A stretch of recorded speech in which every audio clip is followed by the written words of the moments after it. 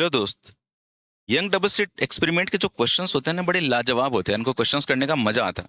आओ ऐसा एक क्वेश्चन करके देखते हैं। In Young double slit experiment the ratio of the amplitudes of the light coming from two slits is 2:3। कहने का मतलब है कि जो आपकी दो स्लिट्स होती हैं यंग डबल स्लिट में, इनसे आने वाली जो लाइट है,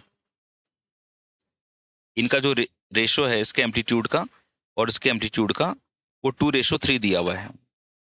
क्वेश्चन को समझते जाते हैं ना साथ साथ में। जैसे मैं पिक्चर बना रहा हूँ ना, ऐसे तुम लोग अपने दिमाग में पिक्चर बनाया करो क्वेश्चन सॉल्व करते समय। If I not be the maximum intensity, मतलब इनसे मिलने वाली जो मैक्सिमम इंटेंसिटी मुझे स्क्रीन पे मिल सकती है। देखो स्क्रीन पर अपन को यहाँ पर खूब सारी पैटर्न्स मिलते हैं ना, ऐसे फ्रिंजेस मिलती हैं। इन फ्रिंजेस में आपको दे रखा है कि जो मैक्सिमम इंटेंसिटी मिल रही है वो आई नॉट है। तो द रिजल्टेंट इंटेंसिटी आई, तो उस समय इंटेंसिटी क्या होगी? When they interfere at a path difference of λ/3। मतलब उस जगह पे देखो, यहाँ पे तो पाथ डिफरेंस कितना होता है? 0 होता है। और यहाँ पर जब फर्स्ट डार्क मिलता है तो पाथ डिफरेंस कितना होता है? λ/2 होता है। अब λ/3 मतलब यहाँ पे बीच में कहीं पर हैं हम। λ/3 यहाँ पर होगा λ/3। तो जब λ/3 का पाथ डिफरेंस होगा, कहने का मतलब हुआ कि जैसे यहाँ से कोई एक रे यहाँ पर पहुंची, एक इधर से पहुंची। अब इनमें जो पाथ डिफरेंस है वो कितने का है? λ/3 का। मतलब अगर मैं यहाँ से परपेंडिकुलर ड्रॉ करूँ तो ये जो एक्स्ट्रा इसका पाथ बन रहा है उसकी वैल्यू λ/3 है। इस समय इस जगह पे इंटेंसिटी कितनी होगी? चमक कितनी होगी? ओके, तो आओ सॉल्व करते हैं। देखो सबसे पहले तो हमारे पास में टूल्स पूरे होने चाहिए।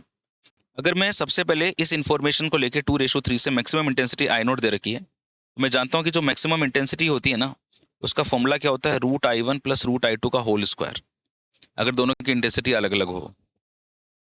अच्छा, मैं ये भी जानता हूँ कि intensity is proportional to square of the amplitude होता है। तो अगर मैं I1 और I2 का रेशियो निकालता हूँ तो वो A1/A2 के होल स्क्वायर के बराबर मिलेगा। इन एम्पलीट्यूड का जो रेशियो है मुझे 2:3 दिया हुआ है, तो इसको मैं 4:9 कर सकता हूँ। अब क्योंकि मेरे को फाइनल आंसर जब निकालना होगा तो आई नोट की टर्म्स में निकालना है। देखो चारों ऑप्शंस की टर्म्स में है, तो कुछ रेशियो जैसा निकलेगा तो जो कांस्टेंट होता है यहाँ पे वो हट जाएगा। तो मैं यहाँ पे काम करता हूँ, I1 की वैल्यू 4 ले लेता हूँ और I2 की वैल्यू 9 लेता हूँ। आप चाहें तो क्योंकि रेशियो दे रखा है तो 4x और 9x ले सकते हैं, बट मैं 4 और 9 ले रहा हूँ। ठीक है, तो ये I1 का रूट मतलब 4 का रूट प्लस 9 का रूट, इसका whole square, this is 2 and this is 3, इसका होल स्क्वायर मतलब 5 का स्क्वायर मतलब 25। तो यार वो जो मैक्सिमम इंटेंसिटी मिल रही है, जिसे एग्जामिनर आई नोट बोल रहा है, उस आई नोट की वैल्यू मैंने निकाल ली। इस आई नोट की वैल्यू कितनी है मेरे पास में? 25 आएगी। अगर आई नोट मेरे पास में 25 आ चुका है, ओके, तो ये कितना आएगा मुझे आई बताना। λ/3 का पार्ट डिफरेंस दे रखा है। किसी भी जनरल पार्ट डिफरेंस के लिए अगर मैं इंटेंसिटी निकालता हूँ, जनरल पार्ट डिफरेंस के लिए इंटेंसिटी का क्या फॉर्मूला होता है? I1 + I2 + 2√I1 √I2 cos⁡φ। देखो यार, कोई भी क्वेश्चन करने के पहले आपके हथियार बिल्कुल तैयार होने चाहिए। और हथियार क्या है हमारे पास? फॉर्मूले।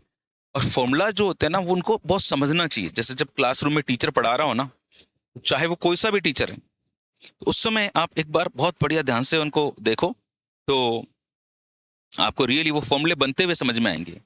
अब जैसे I1 है, इसकी वैल्यू मैंने 4 और I2 की वैल्यू 9 ले ली। This is 4 and this is 9 plus 2√4 √9 and cos⁡φ। यहाँ पे फाई क्या है? फाई क्या है? Phase difference. और ये फेज डिफरेंस मेरे को क्या दिया हुआ है? Path difference.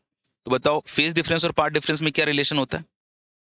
जब भी मैं कोई वेव बनाता हूं, ये वेव, इसमें एक पूरे साइकिल के लिए अगर बात करता हूं तो यहाँ पे फेज 0 और यहाँ पे 2π।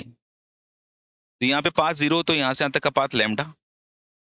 तो मैं जानता हूँ कि 2π इक्वलेंट टू लैम्डा होता है। मतलब जब लैम्डा का पार्ट डिफरेंस होगा तो फेज डिफरेंस 2π का होगा।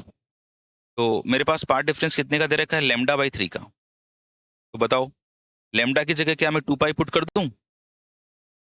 बिल्कुल, 2π/3। 2π/3 का मतलब कितना होता है? पाई का मतलब कितना होता है? डिग्री में चेंज करूं तो 180/3। ये कितना हो जाएगा? 60।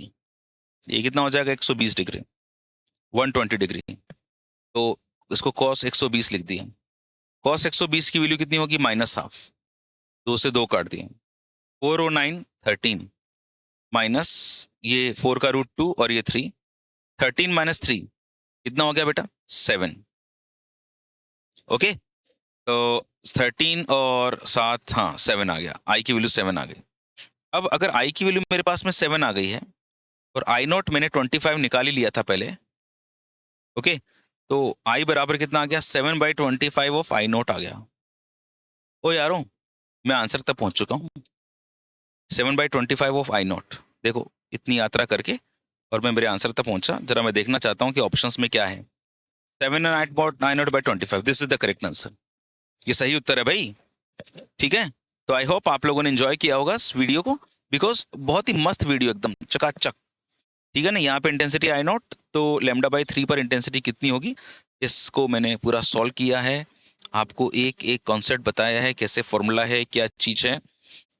और एपीजी की दुनिया पे आने के बाद आपका कोई डाउट नहीं रहना चाहिए, बल्कि वो एक सॉल्यूशन में कन्वर्ट हो जाना चाहिए, एक कॉन्सेप्ट में चेंज हो जाना चाहिए, है ना। मेरे हर वीडियो में आपको कुछ बहुत खास मिलेगा। और अलग अलग प्लेलिस्ट देखो यार, मैंने बहुत सारी फिजिक्स अपलोड कर रखी है तुम्हारे लिए, बहुत सारी फिजिक्स।